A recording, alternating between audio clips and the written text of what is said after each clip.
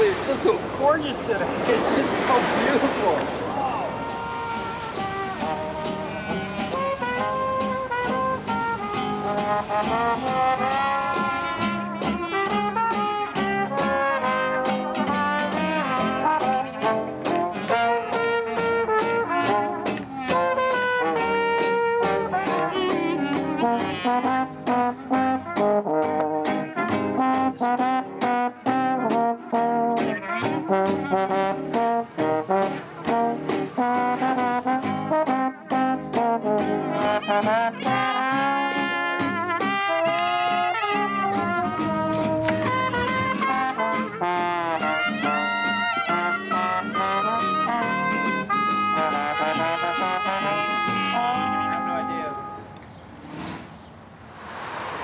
Tom is celebrating his 40th year as a practicing metalsmith artist.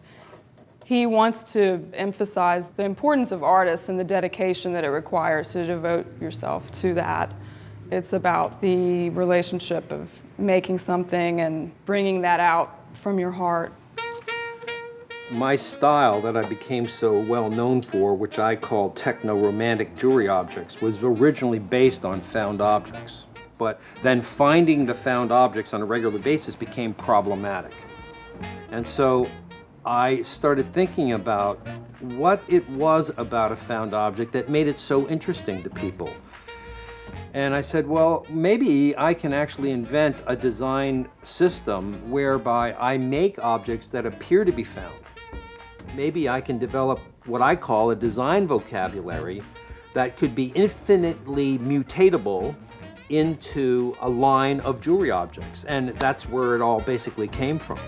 All of this work in this drawer is probably from the early to the mid-70s. At this time, I was kind of exploring etching and enameling. And then I discovered a really important device for me, which was laminated plexiglass or acrylic. This was a pivotal period for me because I was transitioning from being a kind of a traditional neo-Scandinavian kind of silversmithing approach to what I do, to more of this found object kind of approach.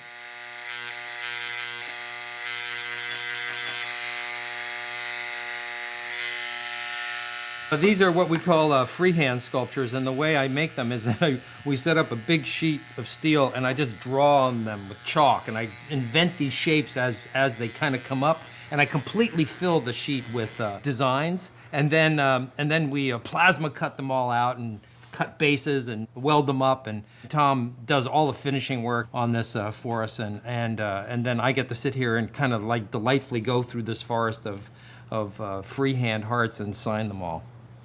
It's really a lot of fun for me. The heart shape has become kind of cliched. It's been cliched by commerce. And it was also transmuted in the medieval times from being a pagan symbol to being a contemporary kind of religious symbol. So I've done a lot of research in that realm, and I believe that that heart form is really kind of a fertility symbol.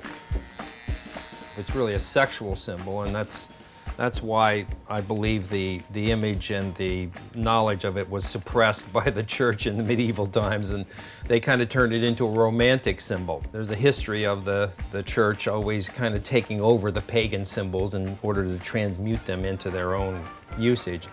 But when I apply my design thinking to it, they become techno-romantic hearts, and sometimes they actually have a sense of humor about them. So, you know, and so I'm trying to make people understand that the heart is, you know, it's full of life.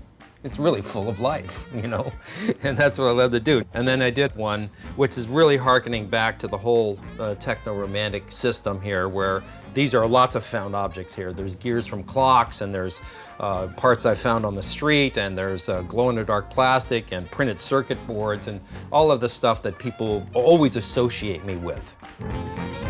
The heart form is totally unique, totally unusual, and so many other artists are disinclined to use it that for me it's become kind of my, you know, my particular symbol that I'm associated with And I never, never, ever get tired of using that form.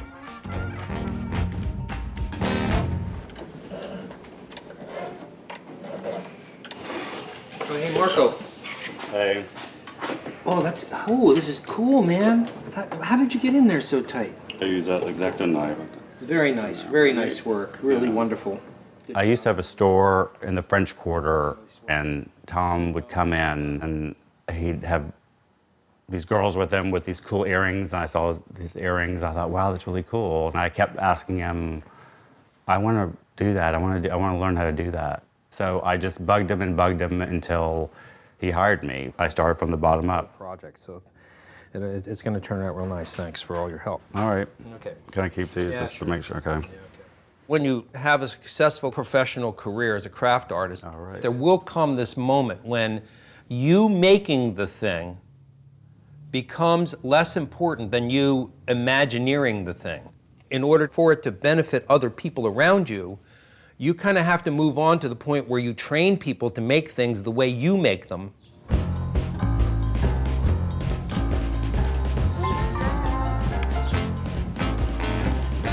I fell in love with New Orleans on a tour I did around the country in 1976.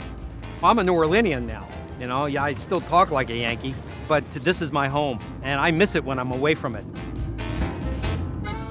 You know, New Orleans is a place where many different people came together years ago, thousands of years ago.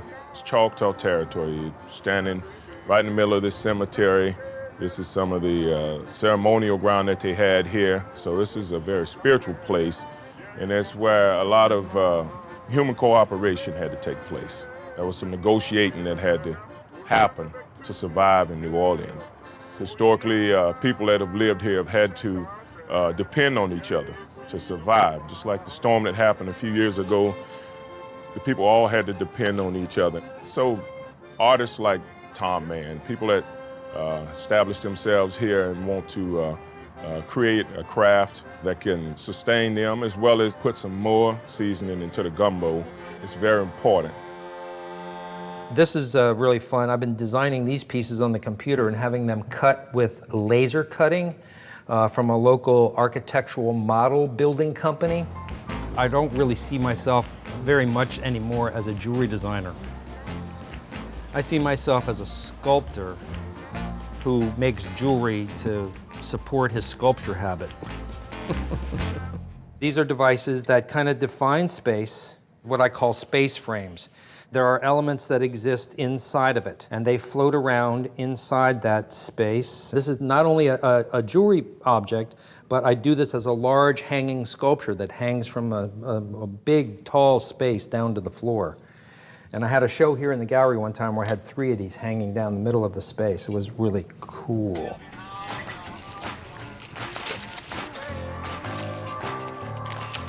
Tom has a really elaborate set of instructions for, preparing for storms.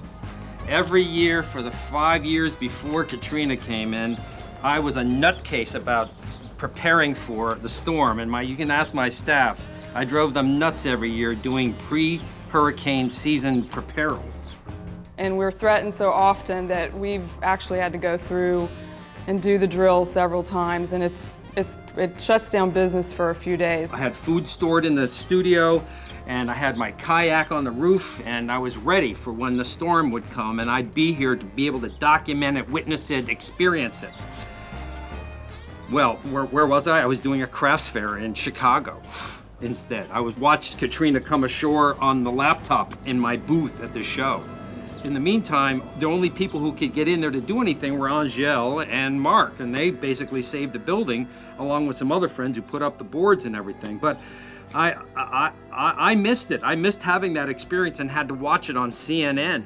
I was already having survivor guilt at that point because I wasn't here to help or be part of it, I'd come back to New Orleans with a mission. I was supposed to put together a show, and I was looking for inspiration about what I was going to do. I wasn't really clear on what that was going to be.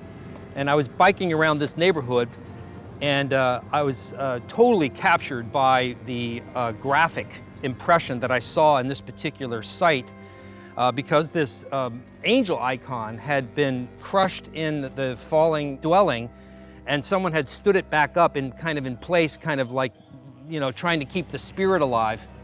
And I definitely caught that message and wanted to portray it in a piece. I felt it was really important for the kind of spiritual renewal of the city to have a piece like this in the show. And so Angel, this is the site for Angel from Storm Cycle, and it's one of my favorite pieces. And the little glow-in-the-dark cross on the brooch in this piece is reminiscent of my early religious training. So I felt it was really important for the kind of spiritual renewal of the city to have a piece like this in the show. Storm Cycle has traveled to 11 different venues, but it's been to, I'd say like 8 museums and then art centers all over the country. It has a life of its own. It's like once the word got out about what this thing was about, it went off to all of these places because people were so anxious to have some kind of a personal contact with the story of New Orleans relative to the storm, other than that which they got through the media. I knew that there was animal rescue going on kind of big time in the city, and I wanted to find a way to get connected with that community. And fortunately for me, there was a Dog Central was cat-a-corner from my studio on Magazine Street. And then I found this one dog, his name was Wall Street, and I don't know how they learned the dog's name, but they all referred to him as Wall Street. And he was at this house from September until December, and his owner never returned to get him. And eventually he was taken into the adoption system. But while he was there, I would visit him on a regular basis and leave little treats. And I would offer these treats to him, but he would never get close to me. He would kind of growl and run under the house. In this case, I carved a white plexiglass version of Wall Street the dog. That piece is very poignant for people when they see it in an exhibition, of course, and because a lot of dog lovers out there. I hardly ever use the word craft artist to describe myself. I just use the word artist. To me, being an artist is about expressing yourself and manifesting objects out of your creativity that other people acknowledge as being important to them in some form or fashion and are willing to support your efforts to continue making them.